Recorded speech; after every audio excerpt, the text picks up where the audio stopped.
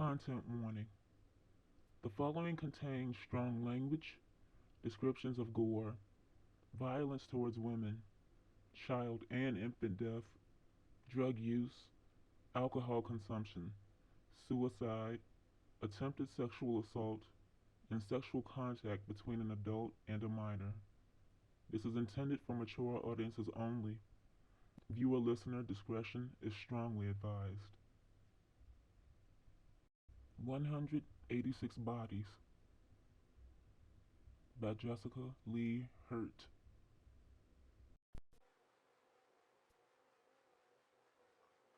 Where do I even start? At the beginning?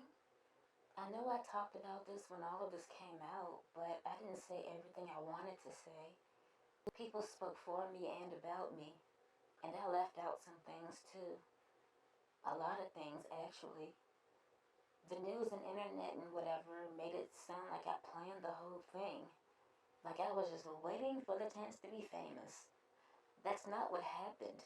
And every time I try to say what really happened, here come the internet trolls, the gossip sites, politicians, bloggers, vloggers, whatever, talking nonsense when they don't know anything. I'm going to act like none of you know any of this, okay? The beginning was by the beach. That's where I was, in the house, meditating, trying to relax, and the police come banging on the door. There was a doorbell, and they decided to bang on the door for some reason and just ruin my concentration. I looked through the blinds, expecting it to be church people or somebody selling something, but no, it was neither. I wish it had been church people. Sort of. It was not one, but 6 cops. 4 cops and 2 state troopers. Why? Don't know. They only needed to send one person. Anyway, I opened the door to tell them, wrong house, but they didn't even let me say anything. One of the troopers, the really tall one, said, we need to speak to Rios Alvarez. No hello, no how are you doing, nothing. I mean, I get it now, but back then I thought it was kind of rude. I noticed one of the cops, the regular cops, looking at me funny, with his face all turned up. I told him that Rios didn't even live there, and he didn't. I lived at the beach house alone, and Rios came to visit like twice a week. They asked for his number, and I said no, because I don't give out other people's numbers without permission. I would be pissed if somebody did that to me. I called Rios and let the giant trooper talk to him. He wouldn't say what they were there for. Rios asked him more than once, what's this about? And Giant Trooper would just say he would rather not discuss it over the phone. The trooper gave me my phone back and I snapped a picture of the cop who kept looking at me weird and sent it to Rios. I asked him, do you know this dude? And Rios said, kinda. That's Austin. That's Reagan's boyfriend. That's when I knew my day had just turned to shit. Reagan was one of my babysitters? Nannies? I don't even know what to call them. For as long as I can remember, I've had a team of people taking care of me, or sometimes just watching from a distance and not really saying or doing much. I know why now. Reagan knew the truth back then. She had to. There's no way she didn't know. She knew and told her doofy boyfriend, so he knew too. He knew what I was back then. Cool that he didn't tell anybody. Rios told me to let them in, and he was on his way. I didn't want to, but his house and not mine. They stood around the living room, all looking like they'd seen a ghost. Yeah, that's understandable. They all looked, what's the word? Distressed. I didn't have anything to say, so I went back to meditating. Right there, in the living room, and something weird happened. They went limp. They didn't fall over, but they weren't so stiff and uptight. Cop Man Austin sat on the couch beside me. I didn't know why then, but I held out my hand to him, palm side up. He tried to bite me. The not super tall trooper stopped him. It was super awkward after that. Austin and his partner went outside. The trooper stared at me until Rio showed up. As soon as he came in, I went to my room. I didn't close the door though, because that wouldn't be fun. I listened to enough to hear about some person named Isidore, Tomas-by-Dayle, and the bodies. They didn't say how many. They said that multiple bodies were found on his property and Isidore was in the hospital. I thought, holy shit, does this dude know a serial killer? And then I was confused. Then Rio said, Uncle Isidore, and I was like, holy shit again. His uncle is a serial killer? And I have never heard of this person. I closed my door and waited for the cops to leave.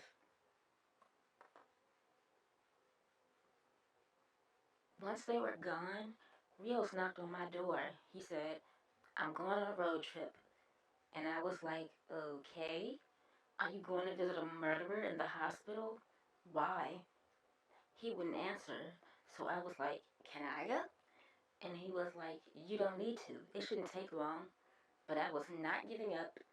I told him that cop man Austin tried to bite me and his face fell on the floor. He said, did he really? I said, yeah. And he keeps looking at me funny. Rio said the loudest, most dramatic sigh ever and said, pack some bags. I was pumped and terrified at the same time because road trip and also because psycho killer uncle.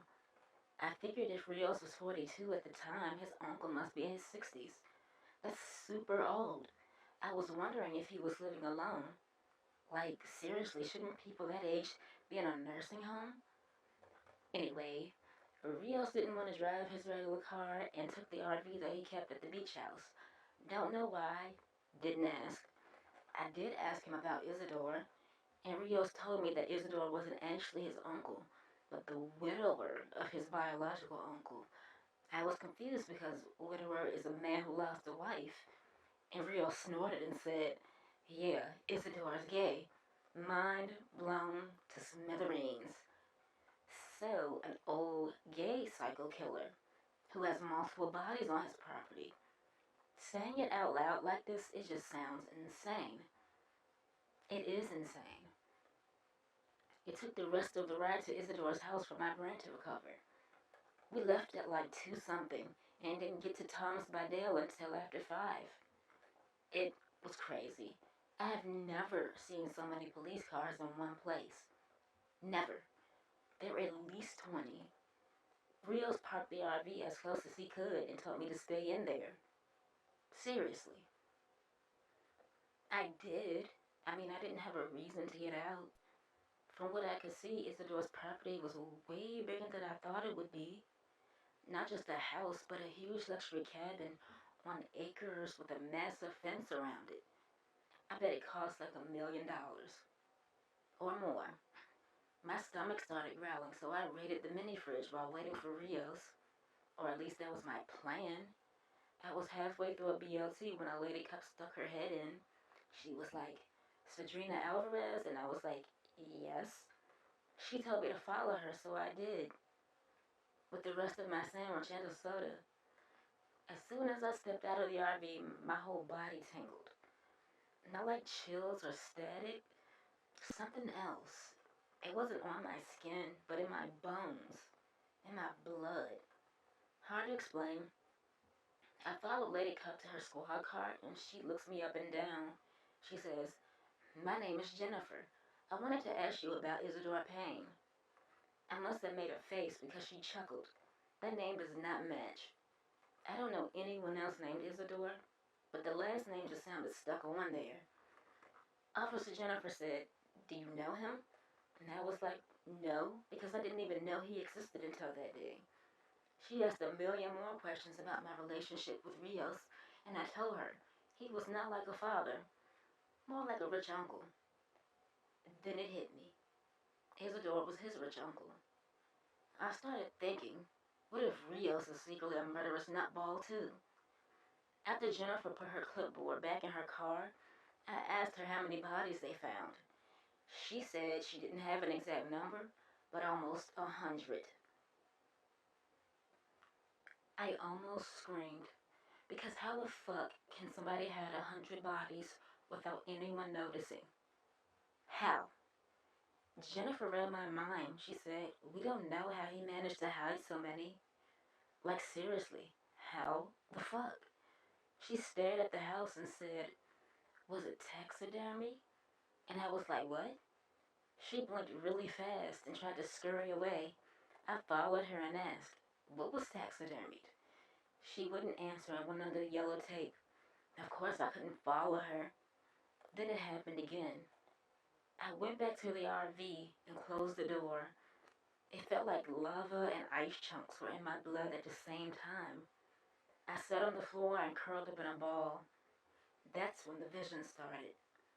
I'm not schizophrenic, never been on meds, never had any weird dreams, never did illegal drugs. But I saw things, really fucked up things that never happened. I mean, that I didn't witness in person. I saw people that I never met. Their clothes were old, from the 80s, the 70s, eons ago, way before I was born. I stayed there with my eyes closed until I heard the door open. The RV started up. When I finally looked at Rios, he looked like he was questioning all of his life choices. I said, "Is this why you never mentioned him?" Rios was so lost in thought that it took him a minute to realize I was talking to him. He looked really confused for a minute and said, "He asked me not to." The fuck? I mean, did Isadora not want anybody to know about him or just me? If just me, how did this old man even know me? What is even happening? I thought of all of that and some other things. Like, who is Rios really? We aren't related. He is my legal guardian, but I know that we aren't family. I was gonna tell Rios that I was feeling weird, but changed my mind. If he can keep secrets, then I can too. Right? I didn't ask where we were going next, but Rios said, "We're going to see him now." And I jumped up from the floor so fast that I made myself dizzy. I almost fell over. Then I noticed something else. Usually, when I'm nervous or excited, my heart beats really fast. I mean, that happens to just about everybody, but it didn't this time.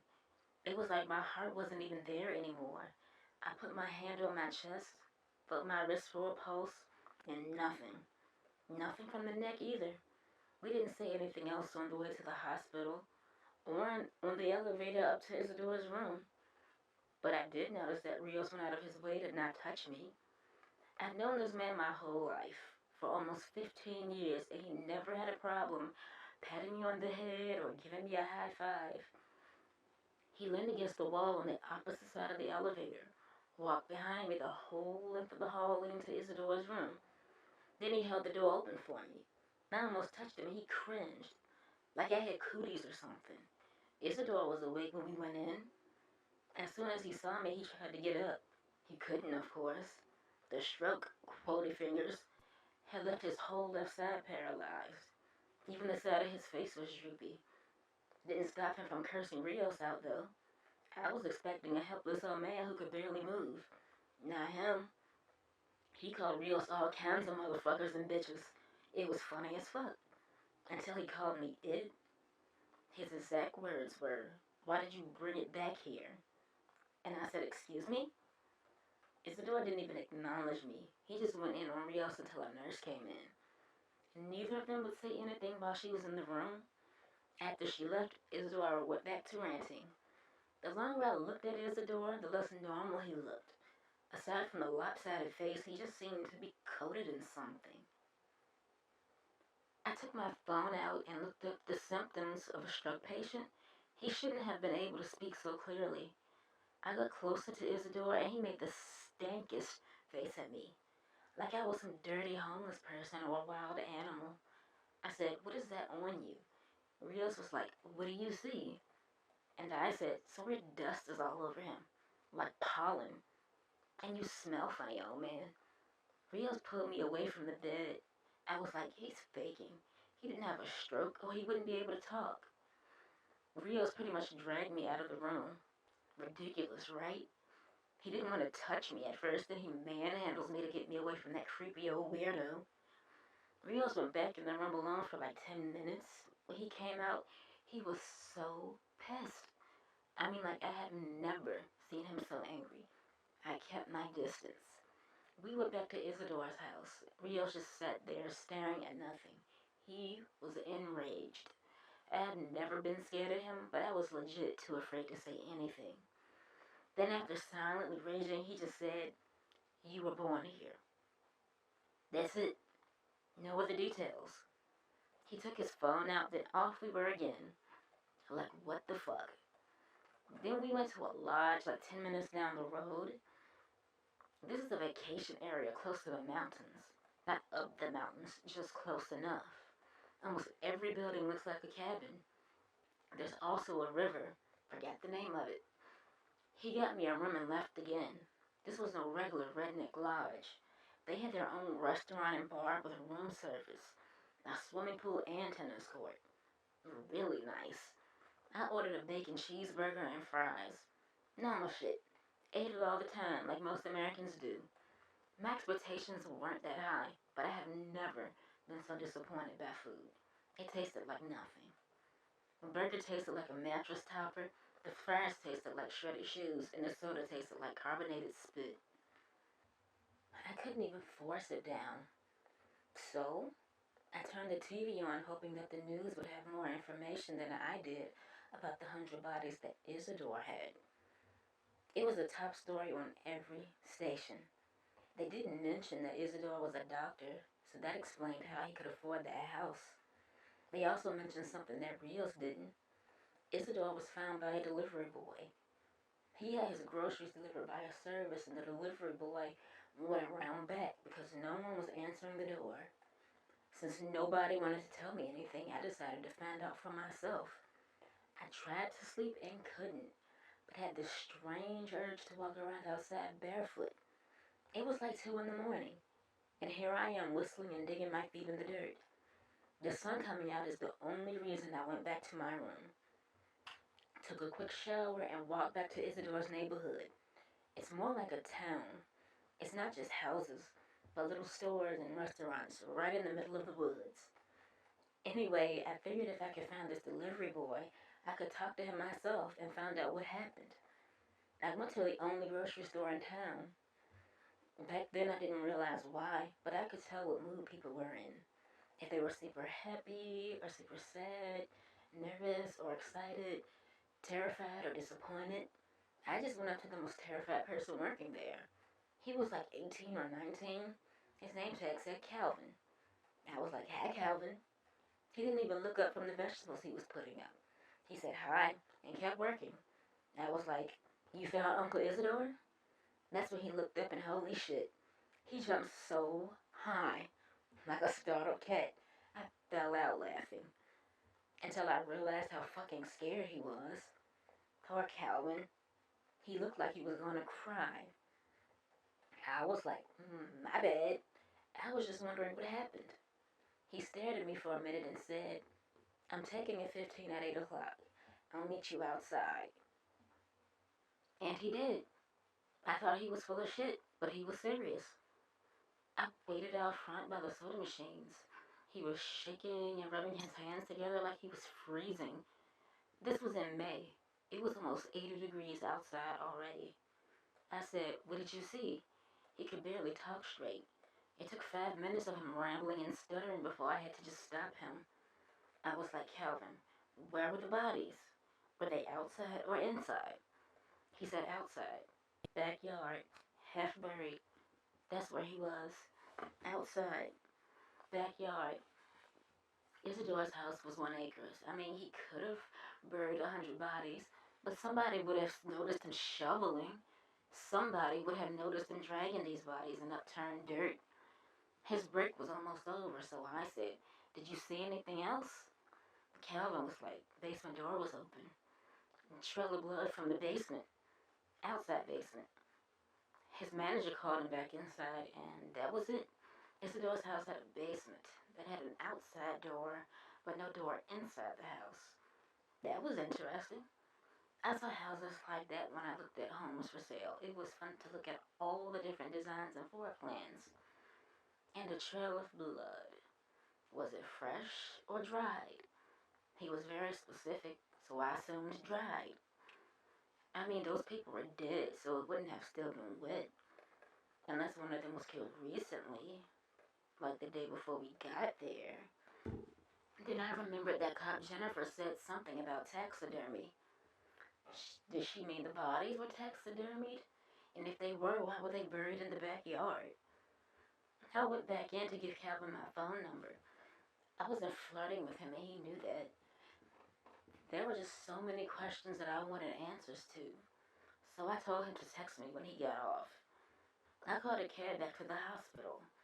That ended up being a waste of time because Isidore didn't want any visitors. I was so annoyed. Just going in circles, not getting closer to figuring out what was going on. So I went to Isidore's house.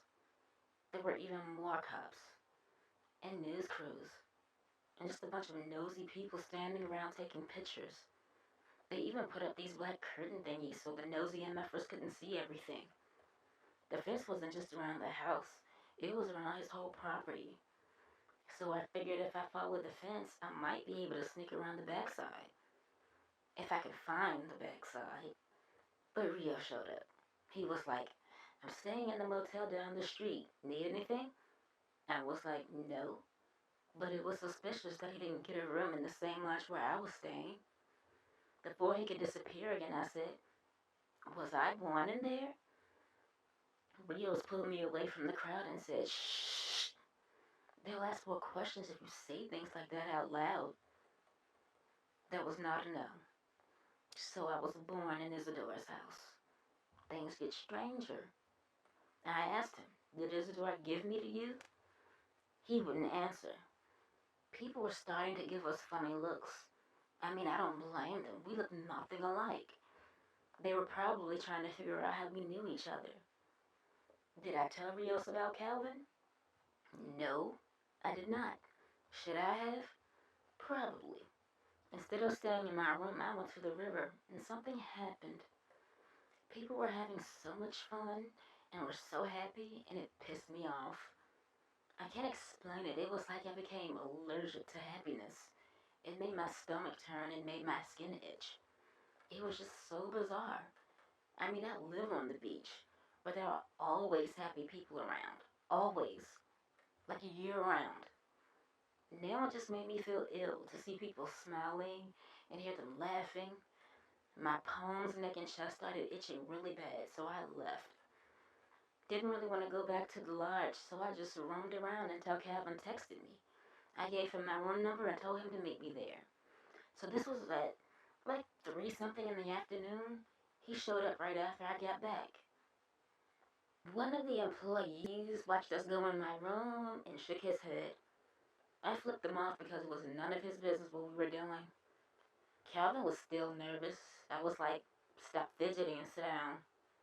He plopped down in a chair in the corner, starts doing the leg bounce foot tap thing. Very annoying. Did I meditate? I sure did. I thought since it made those cops back home chill out, maybe it would work on him.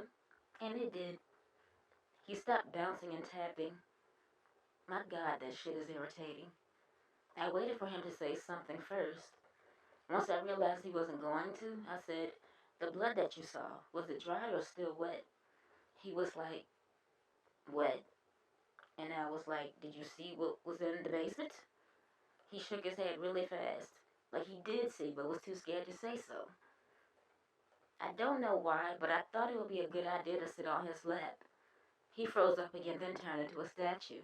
Like, he didn't move, didn't blink, mouth hung open. I said, I need you to do me a favor. Can you find out if the police are watching the back of Isidore's fence? Like the very back? Calvin nodded. He still didn't blink though. Then somebody knocked on the door. I opened the door and expected to see Rios, but it was that nosy ass employee from earlier. He was like, how old you is, girl? And I said, old enough to mind my own business. Want some tips? Calvin got up and left. Nosy employee went right behind him. The rest of the day, nothing happened. I watched the news to see if they had any updates, and they had a few. First of all, they hadn't named any of the victims because no one had ID on them. Strange. And they were all perfectly preserved. like taxidermy, except it wasn't. The news people looked disturbed. The police weren't sure what charges they could file against Isidore because they couldn't prove that he killed those people without doing autopsies on all of them. Stranger. And none of the bodies had any obvious signs of trauma.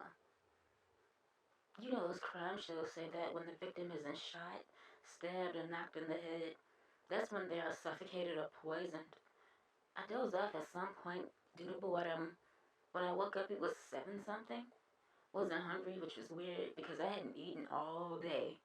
Something told me to go for a walk, so that's what I did.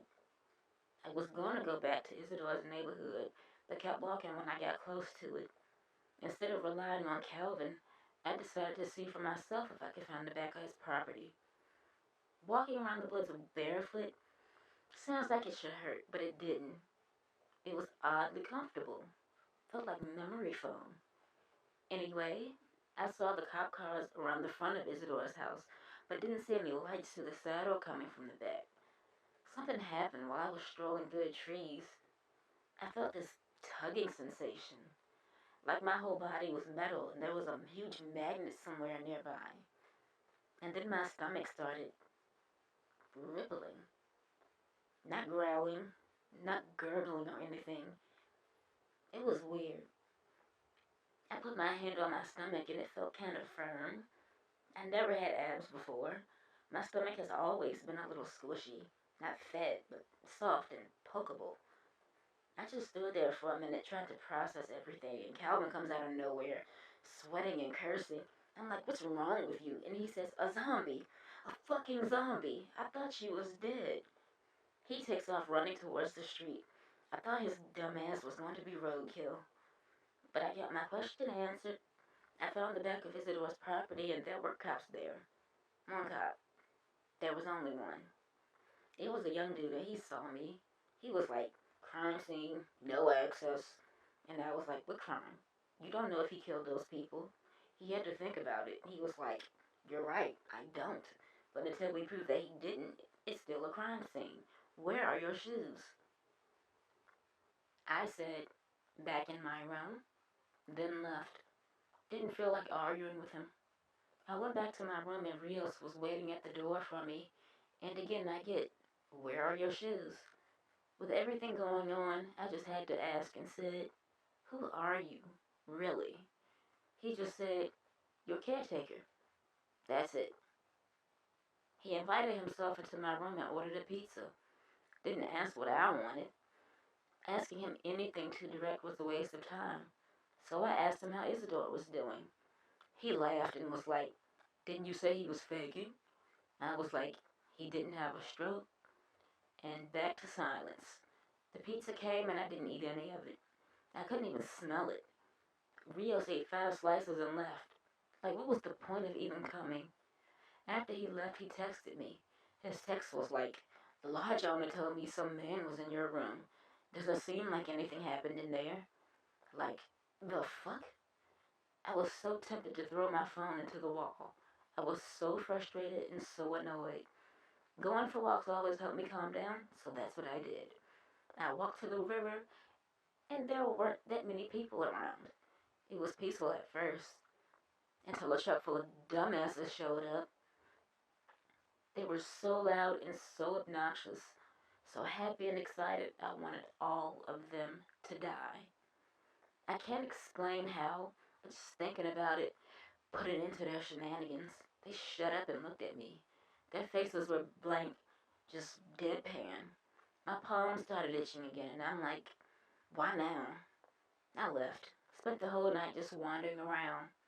Went back to my room to shower and change clothes. Then I went to see Calvin again. At least that's what I was planning to do, except he wasn't at work. His manager was there, so I asked him if Calvin was doing okay. He looked suspicious, so I just told him that I asked Calvin about Isidore, and it triggered him. This guy's name tag said Felix. Not the most attractive name, not the ugliest either. So, Felix tells me that Calvin is actually his stepbrother, and Felix's father owns the store. Interesting. I asked him about Isidore. And if anything about him was creepy, or if he had psycho killer vibes, Felix was like, he keeps to himself, doesn't like to be bothered. Never let Calvin in his house either. I was like, never ever? And Felix said that the previous delivery people were never allowed in. Isidore told them to leave the groceries on the front porch. That's suspicious. It didn't hit me at first, but I was like, duh, Calvin is 18. He wouldn't have worked there that long. Maybe 3 years at the longest. So nobody who did deliveries before him ever saw the inside of Isidore's house. They definitely did not see the basement. At this point, I started to really wonder what Isidore was up to. I mean, this dude is 64, single, no kids, lives in a massive house alone, has a serious attitude problem, has bodies buried in his yard, somehow knows me. Then I remembered, he's a doctor. He is a doctor, or was. Was he retired? If I was born in his house, then maybe he delivered me. I had never asked about my bio parents. Never really cared that much. My life was pretty awesome, so it's not like I was missing anything. Was my mother one of his victims? Did he kill her and decide not to kill me? Because killing babies is frowned upon. You can't even joke about it these days. Since Calvin wasn't there, I went back to the rear of Isidore's house to see if young cop dude was still there. He wasn't, but there were two more other cops, so that sucked. I wandered around in the woods for a while, not really looking for anything. That's when I saw someone or something leaning against a tree. It looked like a mannequin at first. The lower arms were missing, and it didn't seem to have a face. The world exploded. I mean, everything that I saw. The scenery exploded, and I saw all kinds of people, places, and things that I had never seen before. And I heard whistling. Then I realized that it was me. I was whistling without even meaning to. That deformed doll looked at me. Well, it turned to face the direction I was standing. I ran. I just hauled ass as far away from there as possible. I went back to the lodge and locked myself in the bathroom. Because with the entire fuck, my brain could barely process what I had just seen. I sat in the tub, completely dressed. Just sat there, trying not to fall apart. Then my phone buzzed. New text from Rios asking me to open the door. I checked myself in the mirror before going out. Looked at my stomach, which had gotten bigger. It was still hard. There was also a rough feeling line going across it. Like I had a botched C-section or something. Hideous. And it wasn't there before. I just felt like I was mutating or something. I didn't want to tell Rios about any of it. Seriously. I changed my shirt into the biggest one that I had before opening the door. Rios sat in the corner chair and just stared at me. Felt like forever. Then he said, he did give you to me. And that cleared that up. Then I asked him, who is my mother? He sighed, the loud and dramatic kind. He didn't want to say. So I switched it up and said, am I an it? Because Isidore called me an it. Rios looked so sad. He said, what do you want to be? Not who, but what. So I was like, I want to be me. I want to be a person, my own person. He says, then be that. Find joy in it. I was like, what the fuck does that even mean? I didn't say it, just thought it. Didn't bother asking what he meant because I knew he wouldn't give me a straight answer. Rios was annoying as shit, being vague, but I felt better having him close. I would never tell him that though.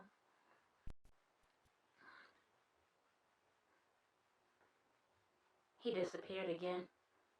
After telling me not to wander around Isidore's house, wouldn't say where he was going because of course he wouldn't. It was not a problem. I didn't want to go back anyway. I just laid on my bed and tried to piece everything together in my head. As soon as I closed my eyes, I heard it again. The whistling.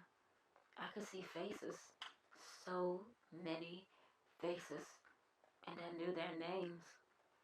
I'd never seen these people before, but I knew them. But when I opened my eyes, I couldn't remember their names anymore. Were they all dead? Were they missing? I jumped up and went back to see Felix. When I got there, I couldn't find him.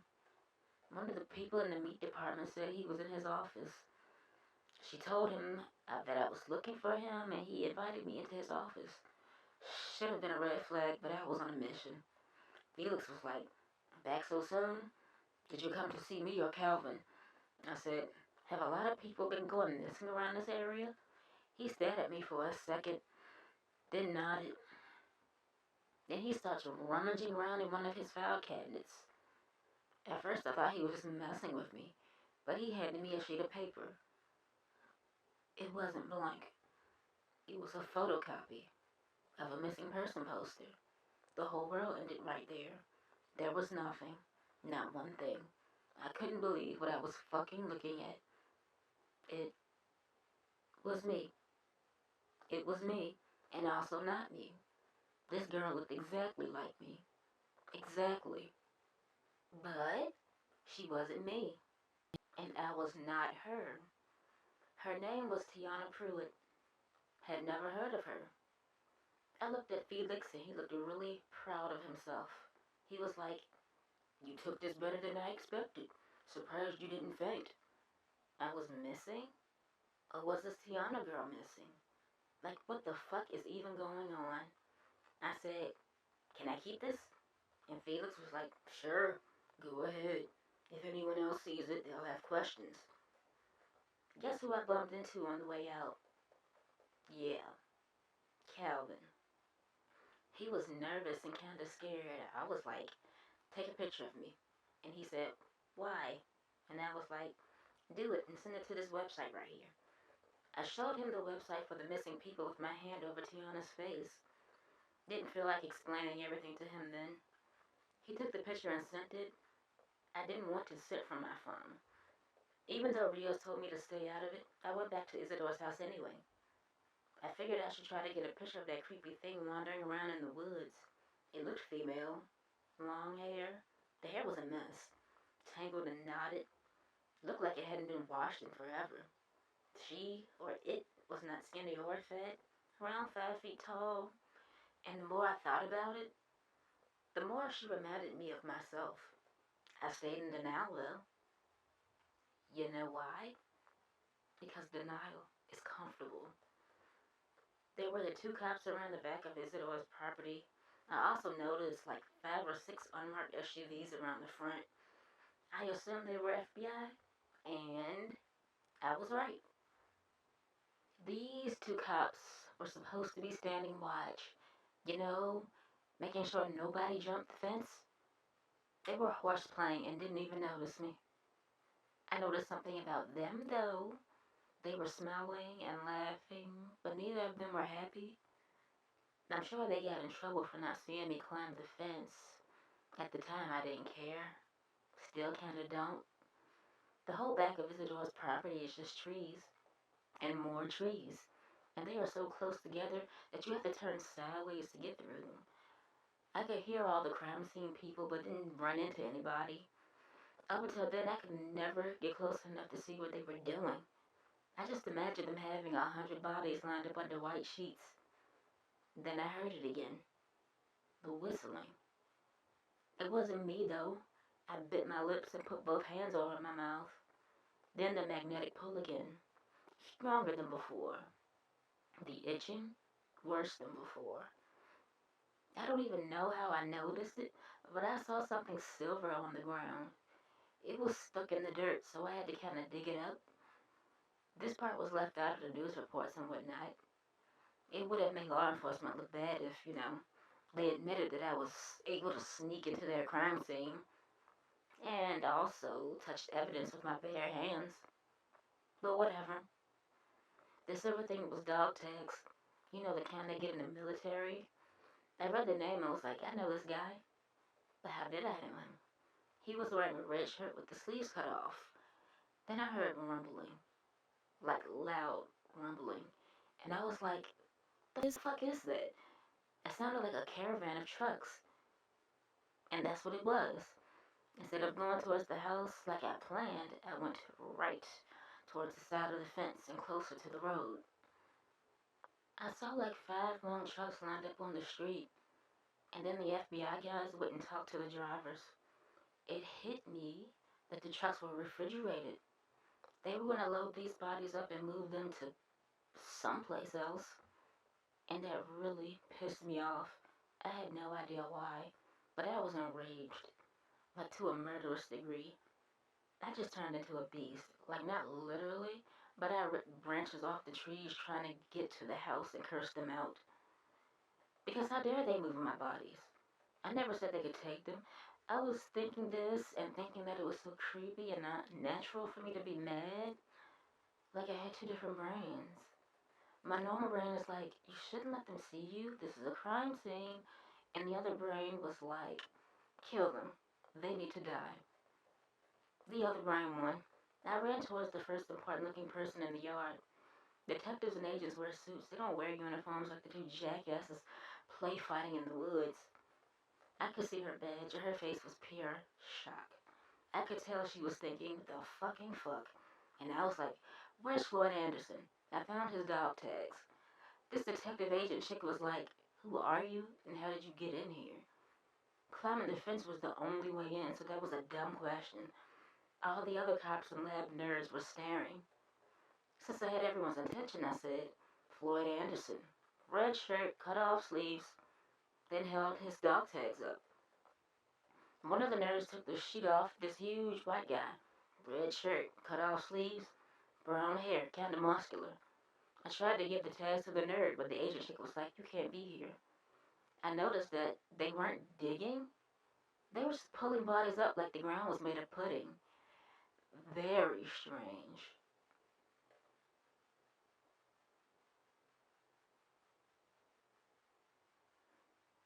I saw the uncovered body of a little kid.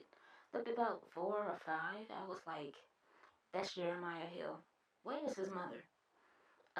Jamaica. That's her name. And then everyone freaked out. I had guns pointed at me. Seriously. Like 6 of them surrounded me, and Agent Chick was like, come with me. She pushed me to the front of the house.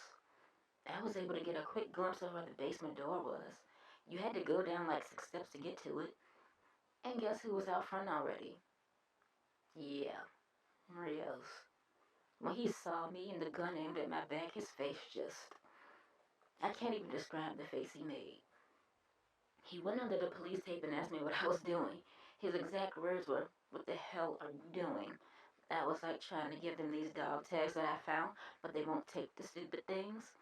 Agent Chick held her hand out and said, I'll take them. Then I saw Cop Jennifer and waved at her. She waved back. Rios was like, didn't I tell you to stop being nosy? I was like, yep, you sure did. Can I go talk to Jennifer now? I didn't even wait for an answer. I just went. Jennifer was actually willing to talk to me. She said nobody would tell her what was going on and that the FBI had taken over and made the local cops their helpers.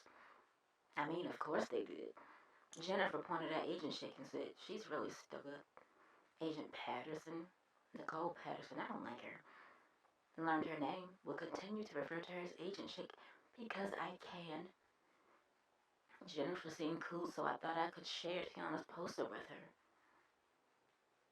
Before I could even take it out of my pocket, I felt tapping on my shoulder. I hate when people do that. Super annoying. It was Agent Chick. She was like, I have permission from your guardian to interview you. Inside, please. I got to see the inside of Isadora's house, and holy crap, I want it. I seriously wanted to buy it. Anyway, Agent Chick asked me how I knew Floyd Anderson, and I said, I don't know him, never met him. And she was like, he went missing in 1984. That was way before I was born, and I was like, do you want to see my ID? I couldn't have known him. Agent Chick stared at me, like people do.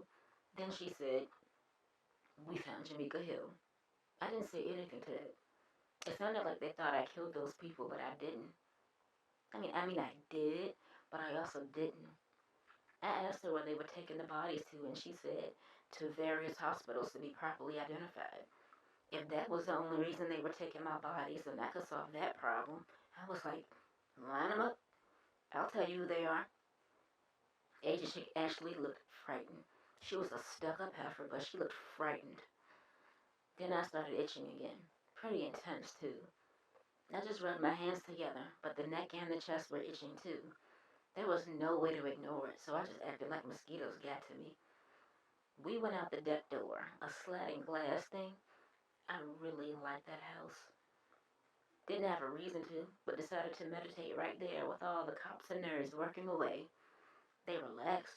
They were also miserable, at least their teeth unclenched.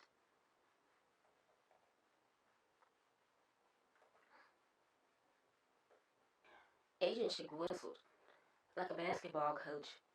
She said, "Listen up. Before we start filling the trucks, line them all up, side by side, with the exception of Hill Jamaica, Hill Jeremiah, and Anderson Floyd." They had no reaction. You'd think they would be confused or something, but nope. They just went to it with no more questions. I noticed something odd about the ground from where we were standing. The way the bodies were coming out like they were all stuffed into a ginormous laundry bag. I couldn't stop myself. I went to the ground and just walked around everybody. Almost stepped on an old lady. I was like, "Stella Evans right here. Her husband is here too." I was looking for the drawstring. You know how laundry bags have them, and I thought if I found it, I could pull the whole bag up to the surface.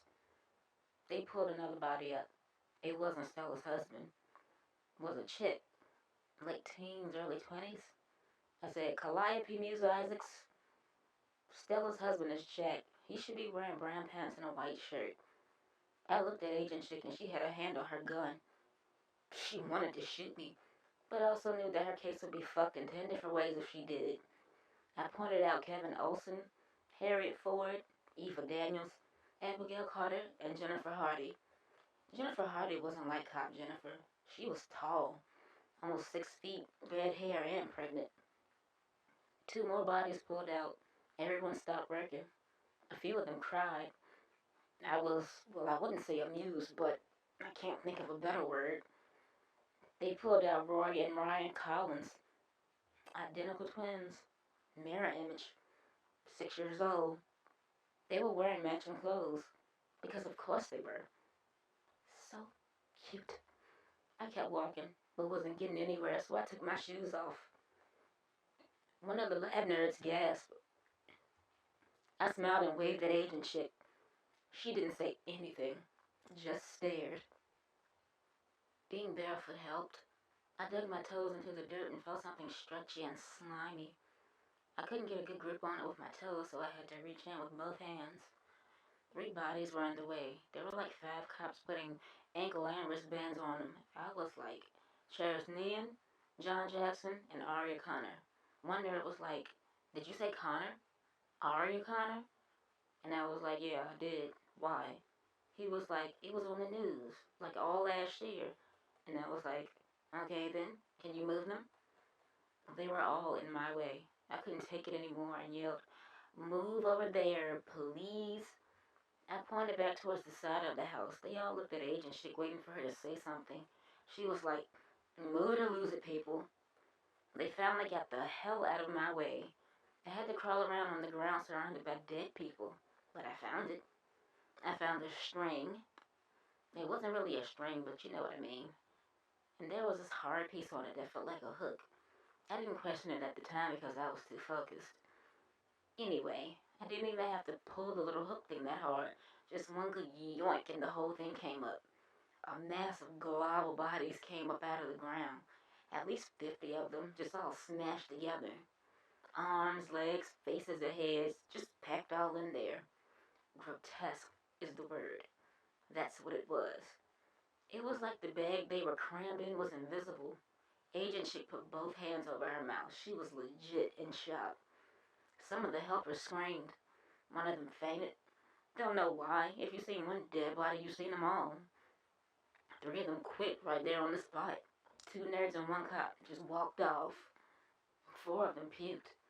They had probably been holding that in for a while. It was a disturbing thing to see, and the smell. Yeah. Like pine magnified to the bajillionth power. I saw one tiny little hand sticking out from between some arms. From where I was standing, it looked like a doll being cradled. The face was hidden, which I needed to see to put a name to it. I wanted the bag to open up completely and just spill all the bodies out into the open. And that's what happened. It's like the weird invisible bag of death read my mind. Smiling would have been inappropriate, so I had to resist. I was just so hype, like I had just discovered a new superpower. The tiny hand did belong to a doll. She was in the arms of her father, Timothy and Cadence Jasper. She was 4 months old. I yelled their names to snap the helpers back to reality. They were all mind fucked, obviously. Now that I think about it, it is kind of amazing that any of them stayed. Anyway, since I was the only one thinking straight at the time, I just took over. They had already body bagged a lot of them, so I started with those. I had to clap and yell in a few ears to get everybody going, but they got going. Body bags first. This is Ronnie Taylor, Ruby Alexander, Bianca Rice, Gabrielle Willis, and so on. Once they were all ID'd, they were taken to the trucks. I wasn't as upset about it, irritated, not enraged, because I had my baggie, my clear Santa set that they couldn't see. They didn't say that they couldn't see it, and I didn't ask. I just knew that they couldn't see it. I was smiling internally, thinking of filling it with some new toys. But then I was like, I shouldn't be thinking this. I should not be thinking this. What the hell is wrong with me? We did the body bags, then the ones that were just covered with white sheets. I was like, look, another couple. Paula and Victor Hernandez. They were young though. Jack and Stella were in their 60s. My brain was doing some strange things when all of this was happening. And the longer I was out there, the more I knew about these people. I didn't share everything. To not freak the helpers out more than they already were, I tried to keep it to just names, ages, relationships. You know, like siblings, parent-child duos, couples, friends. But I knew more about them than that. I knew why they were dead and how they were dead, but I kept that to myself. It took hours to get everyone ID'd and loaded. They ran out of bags and sheets. The helpers had to do a store run to buy more. Travis Jones, Chandler Lowe, Zachary and Christian Brown were wrapped in Egyptian cotton. 600 thread count. Lilac. Zachary and Christian were brothers too, so that's kinda sad. All but Zachary were 14. He was 12. After we finished, I dragged my invisible Santa bag around just to see if anyone asked about it. They didn't. Then I knew for a fact that they couldn't see it. Didn't know why then, but I stuck the hook in my back to wear it like some weird cape. The cops and nerds went on lunch break. It was after 5. That's basically dinner. I asked Agent Chick if she needed me for anything else. She was like, not right now. She looked kinda suspicious, kinda scared, kinda fascinated. I put my shoes on and went back to the lodge and drank 2 gallons of water. 2 whole gallons. I looked in the mirror to see how my back heat looked, and it didn't show up. Checked the back and nothing. The hook was gone. I could feel it though. Line across my stomach was darker and raised and felt kind of tender. I was so busy all day that I hadn't even noticed. Stomach was hard as a rock too. Figured I was constipated and some oatmeal would fix it. Then I remembered how bad the burger and fries tasted. The thought of eating something as bland as oatmeal was just blah. No. I was still super excited about my bag cape. My brain, bring what it is, was like, try to stuff yourself in it. And I was like, good idea, brain. I didn't have to do anything. I just thought it. And everything went dark. Like the bag flipped itself inside out and swallowed me. I'm not making this shit up. Nobody could make this up. Not even the best writer ever. It was like I was looking at the whole world through a sheer tent. At night. Like seriously, I could see the stars. Imagine being at a planetarium. Inside a plastic bubble. Candle like that? Almost sorta candle? You would have to experience it yourself. I know you can't. But it's just impossible to explain. And I felt those people, all of those dead bodies that were in there. I felt their, what's the word? residue. There was something else. There was residue from someone else. Pain. Griffin pain. Holy fuck shit. That's what I said. Griffin, the uncle of Rios, had been in there. Isadore's Griffin. The fuck? And what was he now? Like, was he buried somewhere? Cremated? How the fuck did he even get out? So many questions. My bad Cape tent thingy flipped back out, and I heard knocking on the door. It was Rios, because who else would it be? He was like, come on, we're going to the hospital. And I was like, why? Rios just looked at me like I had an elbow sticking out of my forehead. He was like, to see Isidore. Where else? I said, where's Griffin's body? His whole face just melted. Like, he really was not expecting that. Then he said, oh, why do you need to know? And I was like, I know how he died. Rios had to think about that for a minute. Then he was like, did you eat yet? I said, I'm not hungry. And don't change the subject. Come on, I knew that he was hiding something. I mean, I was hiding many somethings. But still, he was playing dumb. Like he didn't want to just tell me what was up. Griffin died the same way those other people died. So why wasn't he there with the rest? Rios decided to be an ass and not answer. He just went back to the RV and I followed him. There was a cop sitting outside the hospital room. They really thought a crime had been committed. Isidore was better. Not 100%. I figured it was due to his age. He was sitting in a chair reading a newspaper, like an actual printed newspaper. Rio said, don't let her, and left the room. No hi or how you doing? Nothing. This is when things took a turn for the bizarre. Isidore still looked kind of dusty, and I said so. He just shrugged and said, no longer concerned about it. Then I was like, where's Griffin's body? He wasn't with the others. Did he cry, scream, curse me out? Nope. He had no reaction. At first, he looked sad, like the saddest and most depressed I'd ever seen anyone. Then it clicked. Isidore was depressed. He was like, how many were there?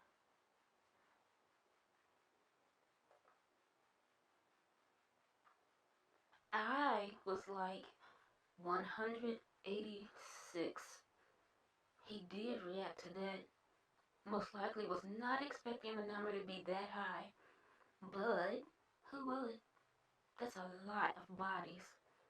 After staring at me for like ever, Isidore said, Jesus fucking Christ. Understandable. Then he was like, they've all been named? I said, yeah, it took forever. He put the newspaper down. Well, he didn't put it down. He sort of just let it fall. Then he was like, and dated? At first I was thinking he meant their dates of birth, and I was like, oldest, Clive Johnson, 81. Youngest, Braden Jackson, 2 weeks. Isidore stood up. He was a bit lopsided, seemed to be struggling to stay upright. He was like, I mean the dates that they went missing.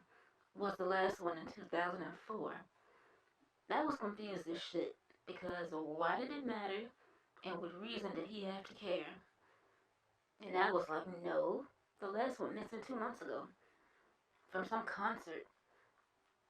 Isidore almost fell. Not like an old person slip, but like he was just that shocked.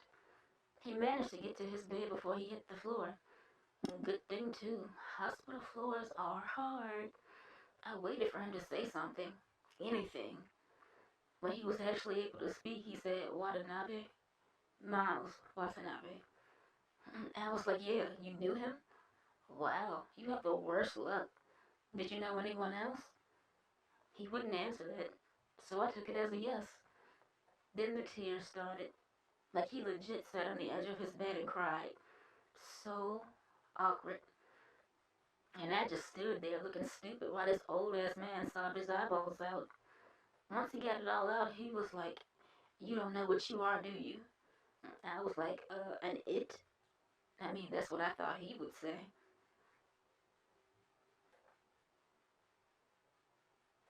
He was like a creature, a being, an entity that is something other than human. I said, okay then, what else? I was born in your house. Why? His mood changed. He went from sad to pissed so quick. He was like, I cut you out of her. Back in 2004, in June, I caught her and I cut you out of her. Have you seen her yet? I backed away so fast that I hit the door. That armless mannequin thing was my mother. My what? How the fuck? And also, no, this cannot even be real. It can't. He caught her and cut me out of her. Then what? And I was like, that thing? What is it? Is it or secret? Not like anything was funny. Like a villain would when they are admitting to doing something vile. He was like, no official name yet. Most popular as Infinity Maiden. I call her Bitchetta. I didn't say anything. I figured he was hoping to get a reaction out of me. Gave him a blank face. Then he said, it is mysterious, otherworldly, immortal, and damn near indestructible. So, he tried to kill her and talks about it like he was doing a science project. Good to know. I was tempted to just leave, but I kept listening, just in case he said something not evil. He was like, the life cycle is 15 years. Supposed to be. And I said, how do you know? The creep actually smiled. He said, she's not the first one. I took my phone out and searched Infinity Maiden, thinking that something would be at the top. The existence of some immortal creature thing roaming the woods and collecting bodies should be the first result, right? No. I stood there looking like a dummy, scrolling through a million results to find anything. It was one video about one letter from 70 years ago. The video was less than 20 minutes, and it had a link to the full letter. It was from this chick named Millennia Cook. She said she was, an Infinity Maiden that had been turned human. She gave a list of all the people that she and her previous selves had killed. Her list was pretty short compared to mine. Hers. Bachetta, whatever. Millennia explained a lot. Not everything. She left out some things. Probably on purpose. But I got the basic idea, except the part about her being turned human. I read out loud, a man from Australia. He smelled pretty, so I let him see me. Didn't know what the fuck that meant. Smelled pretty? Who says that about a man? I could feel Isidore staring at me. I really wanted to kick him in his shin. Then a sharp pain hit me like right in the stomach. Isidore giggled. He giggled like a kid. He was like, blooming time. And I was like, what does that mean? He said, your birthday is in how many days? June 17th. My birthday was in about a month. Sad to admit that it took me longer than a minute to really get it. I was going to die. Like my life cycle would begin again. Being immortal sounds cool and all, but if I'm reborn, then would I still be me? I was just thinking, would I have all of my memories? Because I don't remember what Big Chatter did. Not all of it anyway. Only bits and pieces. I guess because we weren't supposed to be alive at the same time.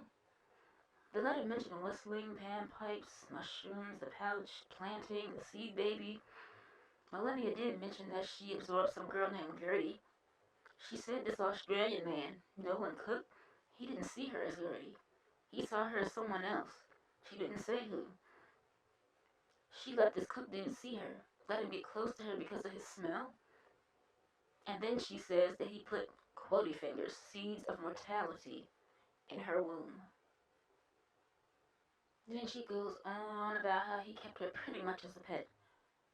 They were married, but still, she would tell people what she really was when he wasn't around, but they didn't believe her. You're probably thinking, what about the bodies? What was her bad cake thingy? He burned them all.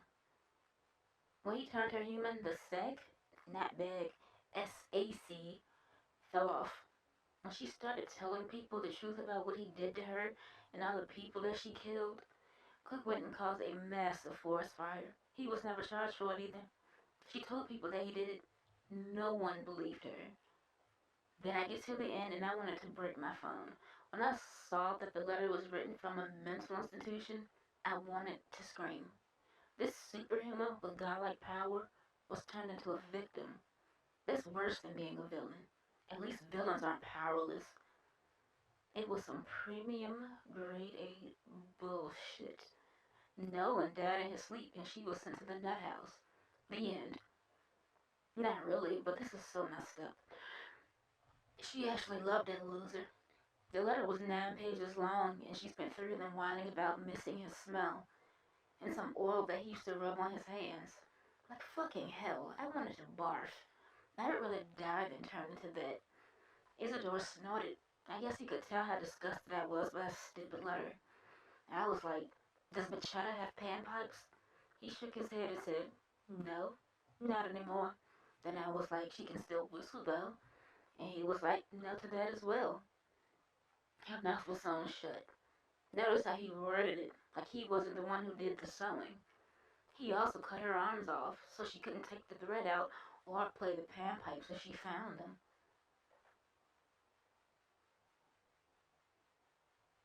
This bitch really thought he had done something.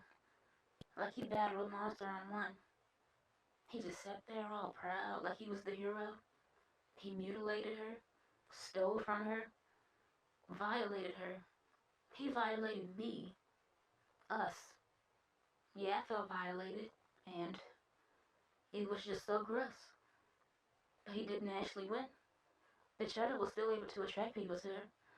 Not with panpipes, not by whistling either. It was the dust. Isidore was covered in spores that he couldn't even see. I wasn't going to tell him at first.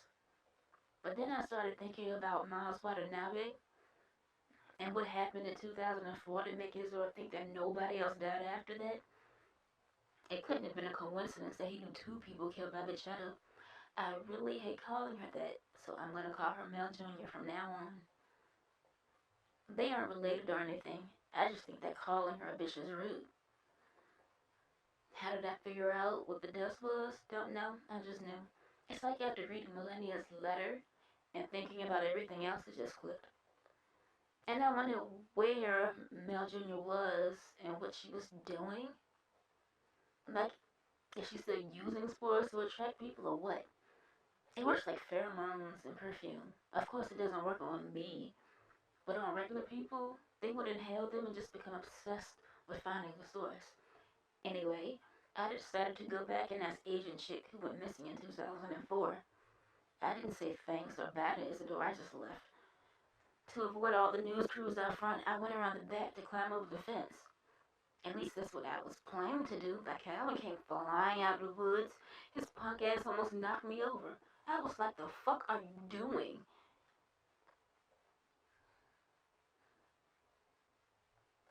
He said, it won't leave me alone. Make it leave me alone. Then it happened. Mel Jr. ran right by me, like close enough for me to see her face. And her injuries. She had my face, well, Tiana's face, and she was covered in blood. When I saw her the first time, I thought she was wearing red. No, it was blood. Like she was wearing a white dress, but it was so bloody that almost no white was showing anymore. The front of it was ripped up and it looked like her stomach had been sliced open. Her arm stumps were raw and bleeding and her mouth was torn up. She had been rubbing her face against trees to get the thread out. Like, wow. We made eye contact and I cried. She looked so bad. I really, really, really wanted to kill Isidore. Never have I wanted to hurt anybody, but I wanted to rip him apart. One little piece at a time. Maybe that was a bit extreme, but I was pissed. Now, who wouldn't be? If you saw her, you would have been horrified. Like, yeah, she killed almost 200 people, but not like that. They didn't suffer, and they all died happy. Then I was thinking, where the hell is Rios? And also, did he know about this? Of course he had to know where I came from. But did he know that Mel Jr. had been mutilated by Isidore? Finding out who went missing in 2004 just left my brain. I went to the grocery store to see Felix. If anyone could get Calvin to chill out, it was him, right? That's what I thought. It was almost dark outside by this time, and not a lot of cars were in the parking lot. Perfect. There shouldn't be many people in there, and if Calvin made a scene, few witnesses. As soon as I walked in, Felix called me to his office over the PA system. I'm not joking. I ran to his office and went in without even knocking. He was sitting at his desk, watching the security cameras, and he had a guest.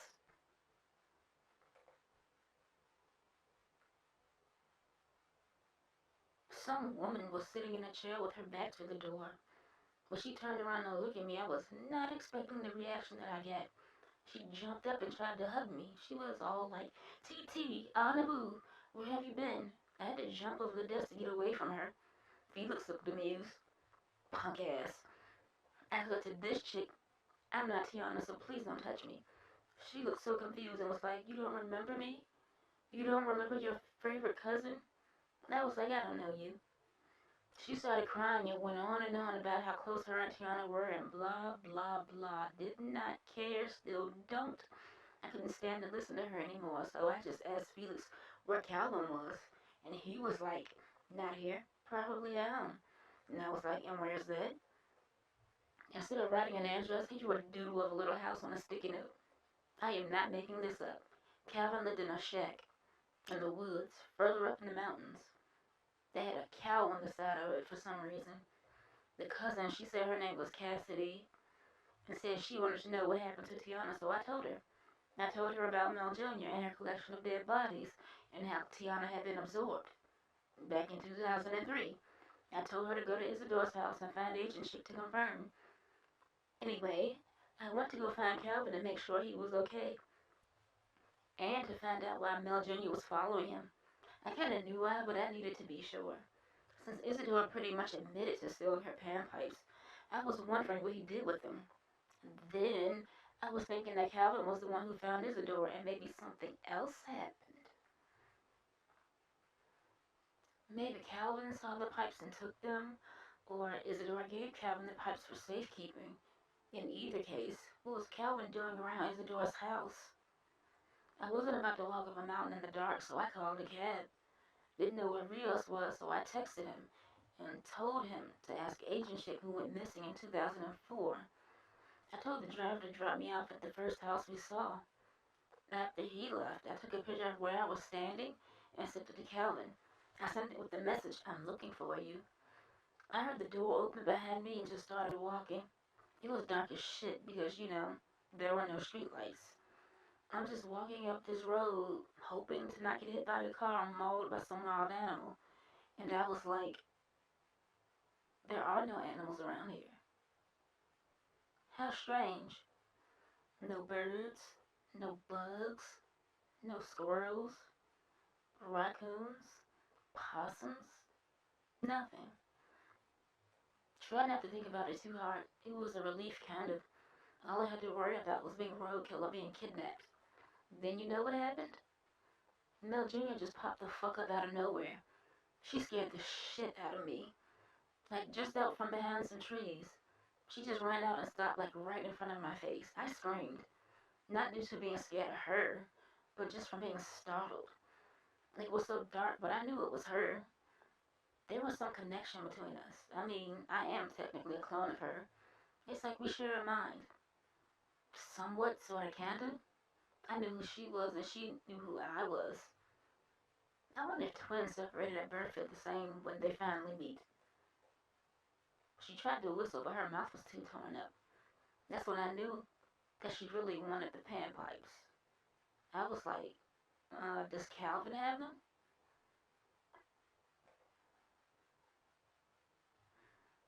She said, yes, in the softest baby voice ever. It was so weird. I did not expect that. Mel Jr. knew where Calvin lived, so I followed her to a cabin, not a shack, with the cow on the side. Such a strange dude. My feelings about her were everywhere. Like, I felt sorry for her and was disgusted by her at the same time. I didn't know if she could read my mind, so I just tried to let my thoughts wander on purpose. Like, she didn't have hands, so she couldn't play the panpipes anyway. And if she could, she would have just killed more people. At this point, I had forgotten about the bad cape tent thingy on my back. Well, not forget, but it was just not the most important thing going on.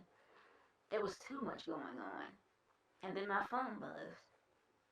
Really, I was just walking up a mountain with some immortal being who I happened to be a clone of to retrieve some cursed panpipes that lure people to their deaths.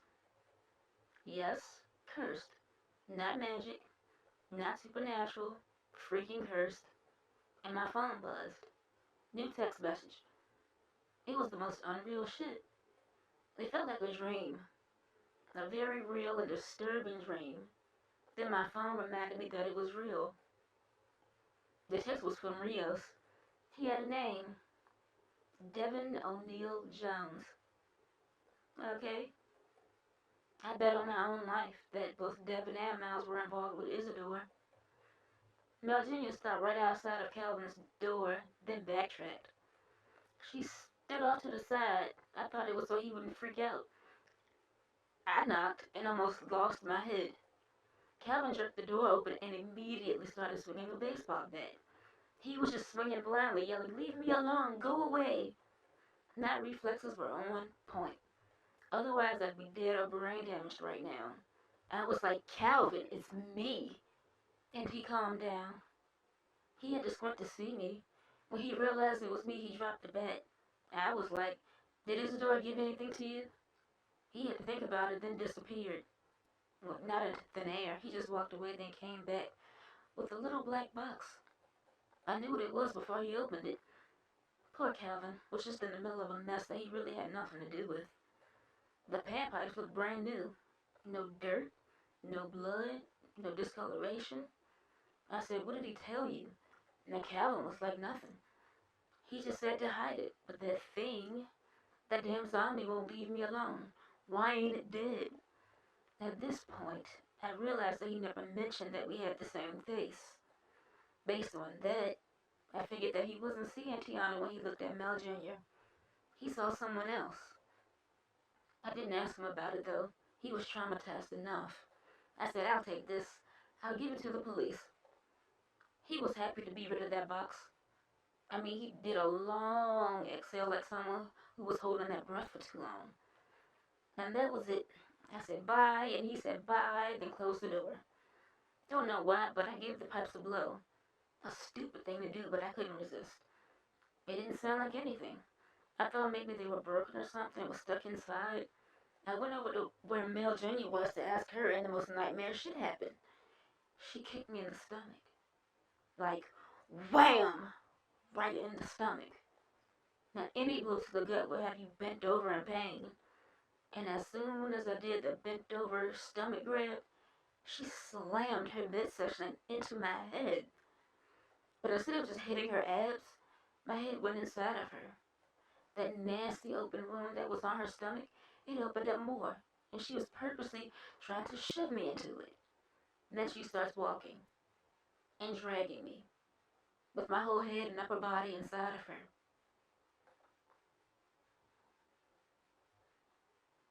Like, there was a vacuum type of suction going on and I couldn't get out. I'm screaming and yelling, trying to kick her or at least keep her from walking, but nothing worked. I got lost at a carnival when I was like 6, but this was a whole new level of fear. Never before in my life had I experienced pure terror. Like, was this the end? Was she gonna kill me? I had to talk myself down. Like, "Sadrina, be calm. Calm. Don't panic. Think of pleasant things. Positive thoughts. Positive thoughts." I thought of the giant hippo that Rios won for me at the carnival.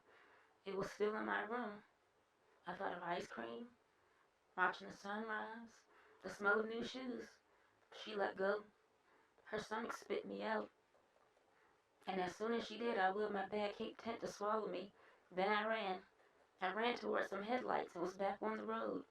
It was so strange to be inside this invisible sack, able to see the universe and also able to just see everything in front of me.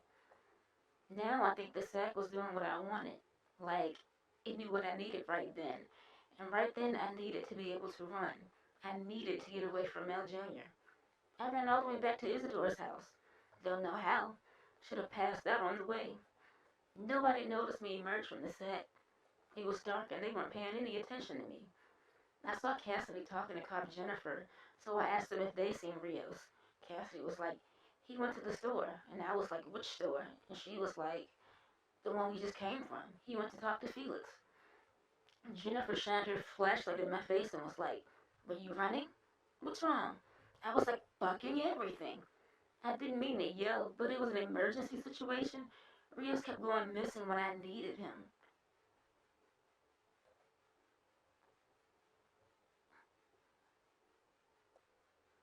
Anyway, I called him. No answer. Texted him. No response. Cassidy was like, I'll drive you to the store if you want. And drive she did. Like a fucking maniac. It was like less than a 10-minute drive and she acted like the speed limit was 80. The store was just about closed at this point, like only 3 cars left, and I'm sure they were employees. The RV was not there, but I didn't think much of it.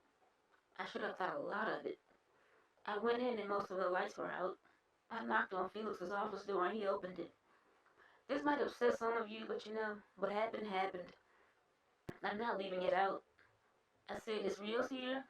He was like, no, but come in. I have a question for you. I went in like a dumbass. My head was spinning. From the running and fearing for my life, he locked the door without making a sound. I just plopped down in the chair, not knowing if this dude was a psycho or what, and not really caring too much either. My mistake. Felix is not a big scary dude. He looks like a dork and isn't muscular either. My mistake for assuming he's weak. He said, have you heard of a girl named Melania Cook? I was like, yeah. And he was like, so you read her letter? You know what she was and what she became. This is where I should have kicked him in the balls and ran for it. But he just didn't scare me as much as Mel Jr. If you saw them both, you would understand. Felix put his hand on my shoulder and said, I know what you are. I will make you human. And then he flipped my chair over. I was sitting normally and then, boom, on the floor. That was his plan, to put seeds of mortality in my womb. Ew. He was super strong, shockingly strong, and I was too shocked to scream.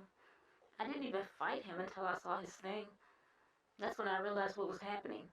First time seeing a dick in person.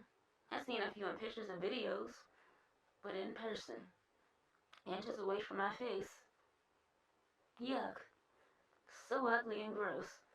I found my voice. I yelled, stop, no, don't, several times, but he didn't care. I had just about given up when the office door was kicked in, karate style. Thought it was Rios at first until I heard Calvin stammering. He was like, Felix, what the fuck, man? And Felix didn't get a chance to respond. One punch, then two, and Felix was knocked out. Calvin put him to sleep. And I just ran away crying like a punk bitch. I went back to the lodge and there was Rios, leaning against my door, eating a taco. I had just lived the worst day of my life and he did not look concerned at all. That pissed me off. I slapped that damn taco out of his hand. He was like, somebody's in a mood. And I was like, fuck you, dude. Where have you been? I needed you earlier. He was like, well, I'm here now. What do you need? And I had no answer. Then I just unloaded on him. I told him everything while crying and snotting like an angry 5-year-old. After my rant, he said, and based on that information, what is the solution? I was like, let's leave and never come back. I still had the pan pipes. They were in my back pocket. Then I had an idea. If I bricked the pipes, Mel Jr. would stop looking for them. I could break them and leave the pieces somewhere, and that would just be it.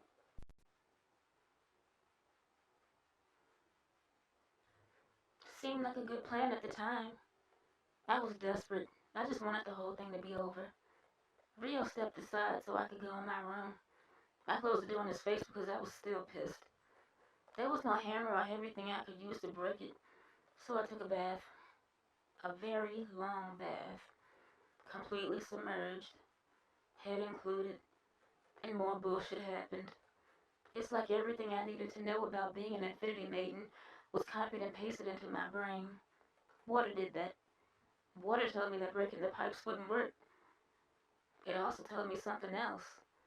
There was a way to kill Mel Jr. without killing her. When I came up to get some air, I noticed that all my itchy patches had grown some flat mushrooms. They were dark brown, black around the edges, and poisonous for sure. That's how they all died. These mushrooms don't exist anywhere else in nature. They were also why the bodies were so well preserved.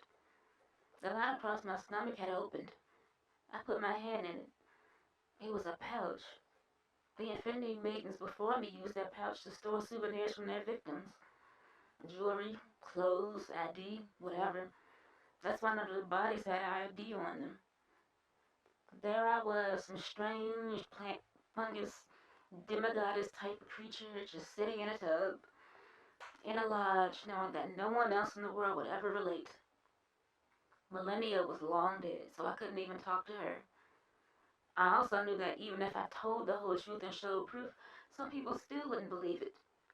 How right was I? I got out of the tub and opened my room door wrapped in a towel. Rios was still there. He was like, "What's wrong?" Dumb question. Everything was wrong. But I just said, I need to be healing. And that was that. The next day we went to see Isidore before going home. I asked him about debonair miles.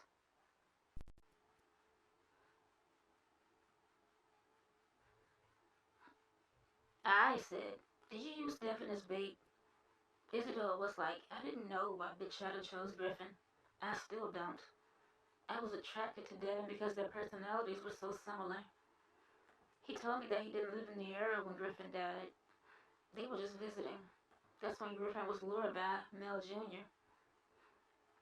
Isidore followed him and she let both of them see her. The thing is, Isidore didn't hear the panpipes. It was Griffin who heard them. I was thinking to myself, if Isidore wasn't a target, then why did she let him see her? Then I realized why. He was depressed. Like Tiana. They weren't attracted to her. They were attractive to her. See the difference? Tiana most likely ran into Mel Jr. by chance while on vacation.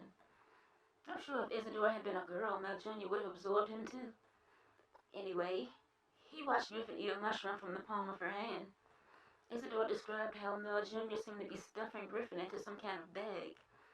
But Isidore grabbed him before he disappeared completely and would not let go. Mel Jr. decided not to fight him and just let him have Griffin's body. He wasn't crying while telling me all of this either. He seemed over it. Not sad, not mad, just tired. Griffin died back in 2001, so it took 3 years for Isidore to learn about what Mel Jr. was. He spent all that time looking for information, and that's how he found Millennia's letter. Isidore was like, "After I read about Nolan Cook, I moved here and started carrying a syringe of tea tree oil in my first aid kit." That's how he caught Mel Jr. the first time. Devin heard her pipes and followed the sound. Isidore followed Devin with the syringe in hand.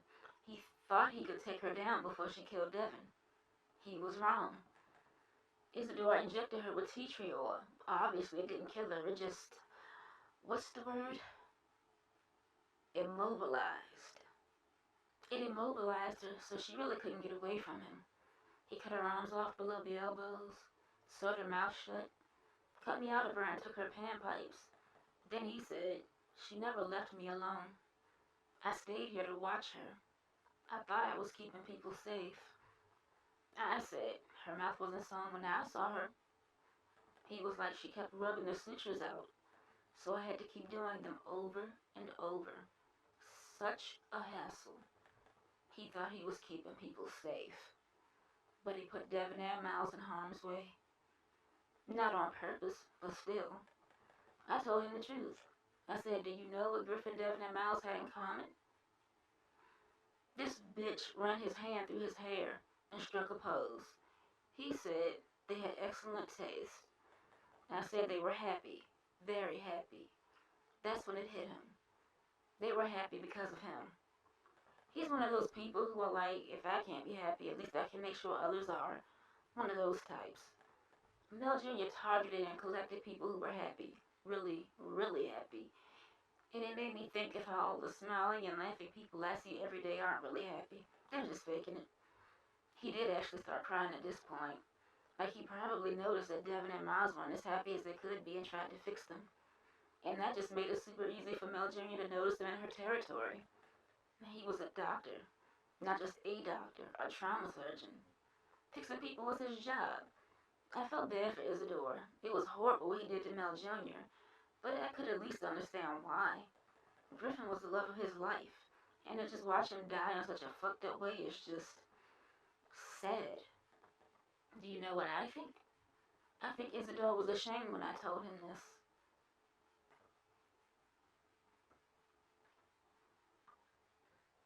Think about it. If you see a couple, you'd expect them to be equally happy with each other and because of each other, but depression doesn't work that way. So I've heard. So Isidore just put on a fake smile and Mel Jr. exposed his fakeness. I think he also has survivor's guilt. He used Devin as bait, not entirely on purpose, but it backfired horribly, and he kept it a secret for almost 15 years, knowing that Devin's family and friends were wondering what happened to him. He suffered as much as Mel Jr., if not more. I honestly don't think she even felt her injuries. Isidore felt all of his every time he saw her. So brutal. Miles was just a fling, so he didn't have the same kind of guilt about him. Anyway, I told Isidore that I was human and not to worry about Mel Jr. anymore. He still calls her Bichetta. I hate that shit. I told his bitch ass to stop trying so hard to fix other people and fix himself. And like the next day, Calvin texted me a picture of Mel Jr.'s body. He found her in the woods, and she was badly decayed. Already. She looked like an unwrapped mummy, and there were mushrooms growing all over her. I told him to get some tea tree oil and pour the whole bottle on whatever is left of her. We stopped to eat on the way home. I got a burger and fries just to make super duper sure that I was human. Tasted amazing. We had 3 whole days of peace until hell opened and barfed all over us. I knew it would be news, like worldwide news. I just had too much on my mind to really care. You go from being some random nobody to people pointing at you every time you go anywhere.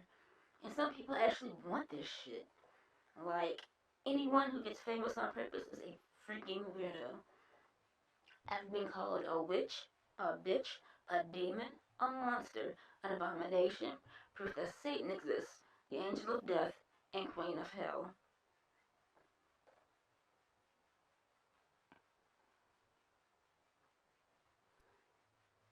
Less dramatic people just say that I'm an attention whore, which is worse.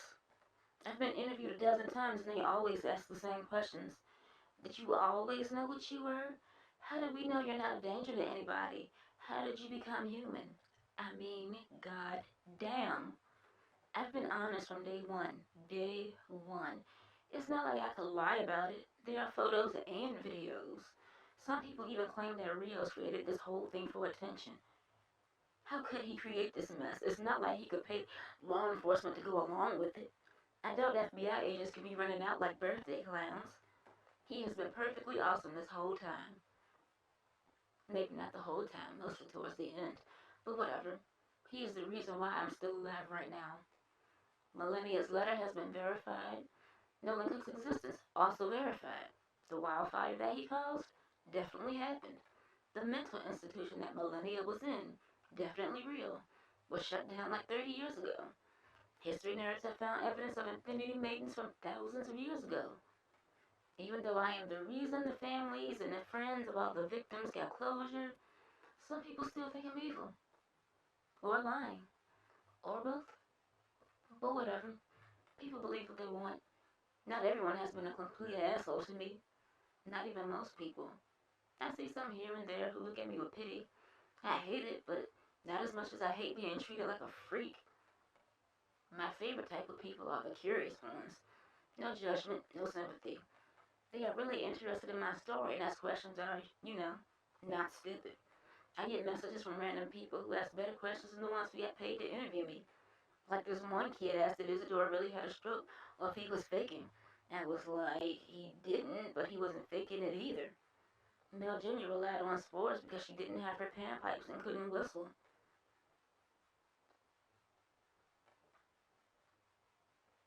I now know that she would release a huge amount whenever she failed to get her pipes back. She was dumping these spores all over him for years, and of course he inhaled them.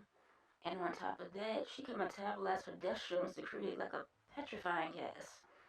So the megadose of spores for years and years, and this toxic gas cloud for years and years. He's old. It was bound to happen. His brain glitched. Good thing he was already retired because he would never be the same again. Not completely.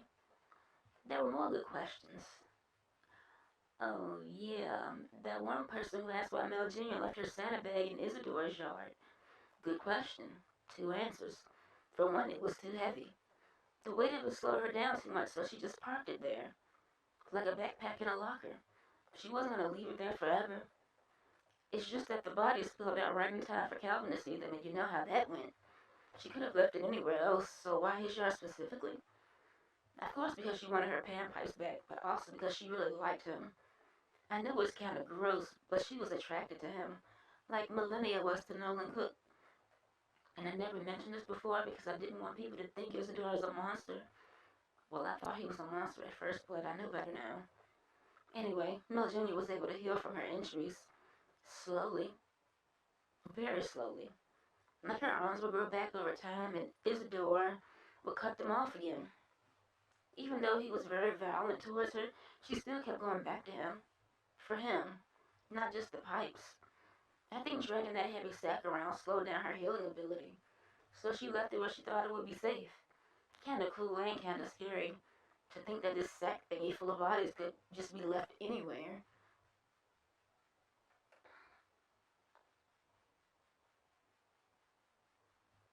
And that it has a limit. I don't know what the limit is, and I'd rather not. Great question, though. What else? What else? Oh, yeah. I was asked about my pouch and see, baby. The pouch closed back up. There's no visible line, but I can feel it. Feels rougher than the rest of my skin and warmer for some reason. There was nothing ever in there. The inside of Mel Jr.'s pouch was a vacuum. Not a vacuum, a void. VOID. There was nothingness in there. No light, no sound, nothing. Very disturbing. The sea baby died when I became human. That's all I'm saying about that. The life cycle is pretty cool. So if I was still a plant fungus demigoddess type of creature, I would have planted myself like an actual tree.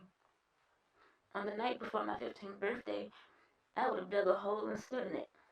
Then taken my Santa sack off after that, I would then leave the sack at my feet and bury myself up to the waist. And the weirdest part? I would have played my panpipes until sunrise, a song that humans can't hear. Then when the sun came up, I would have wilted like a dead flower. The seed baby would have been left in the ground and sprouted into a fully grown clone. Then picked up the panpipes and that's it. Best question? Were you human before you went back to Tomas-by-Dayle for the first time? Sorta, kinda. I think being so far away from Mel Jr. made me less connected to her and less like her. Like the food thing. I didn't actually need food before I was turned human. I was taught that eating is something you do, so I did. I ate for the taste. I guess Rios wanted me to act as human as possible to, I don't know, embrace it maybe? Get used to it and enjoy it? That's my theory.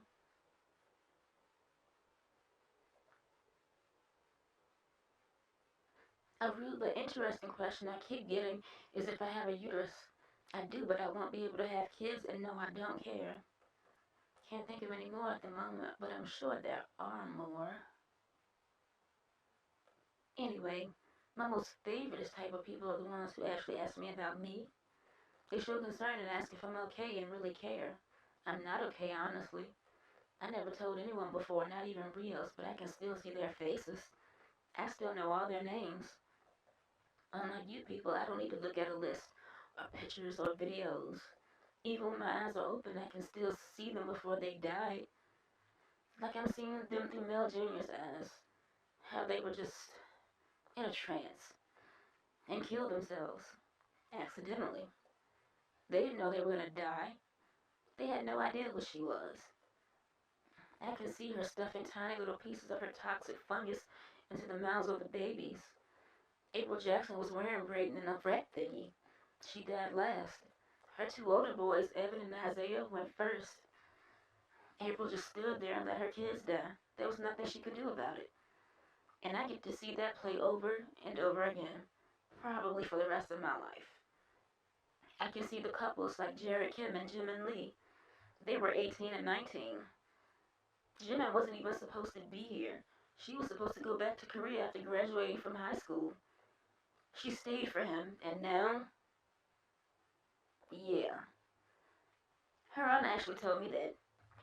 I asked friends and relatives of the victims to contact me because I want to create a memorial for them. Since my Santa sack is gone, I can't hang out inside of it.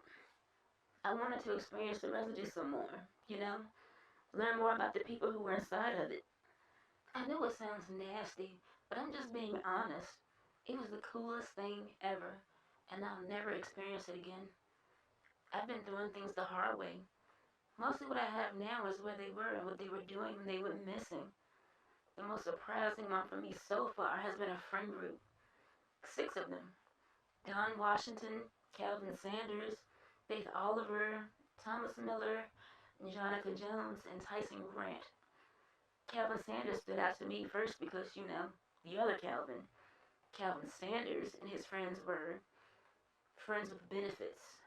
Like they were 3 couples who swapped. When I found this out from another friend of theirs, I regretted asking about them. I recovered, kinda, and don't gag when I think about it. One day I might not be grossed out. That won't be today, and it won't be tomorrow either. Ew. Anyway, I try to think positive thoughts, even though I see 186 dead people when I'm awake, asleep, half asleep, eyes open, eyes closed. Doesn't matter. They are always there, in my mind, in my eyes. I'm glad the families and whatever got closure. Some of those people had been missing since the 70s. Seriously. George Bowers was first in the bag, back in 1974. Hopefully this very long explanation slash semi-rant will answer any questions that you people still have. Am I human? Yes, so stop asking.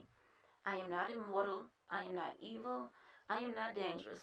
I have never killed anyone. I'm just me, a regular girl named Sadrina who wants to live life and find joy in it. Yeah, I know what Rios meant by that. Back when he said, find joy in it. Will this shit happen again in the future? Probably. One day. Eventually. In some forest somewhere, a set of panpipes will be sitting at the base of a tree. And a girl who looks about 15 will pick them up. And it will start all over.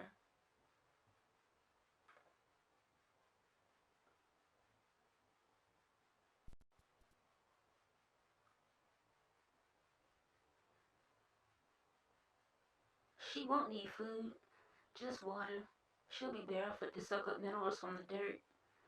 Most likely wearing a white dress with no sleeves. Lucky you if you see her and live. But at least now you know what to do. And don't do what Felix tried to.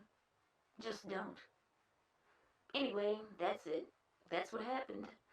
Now, if you'll excuse me, I have a memorial to go work on.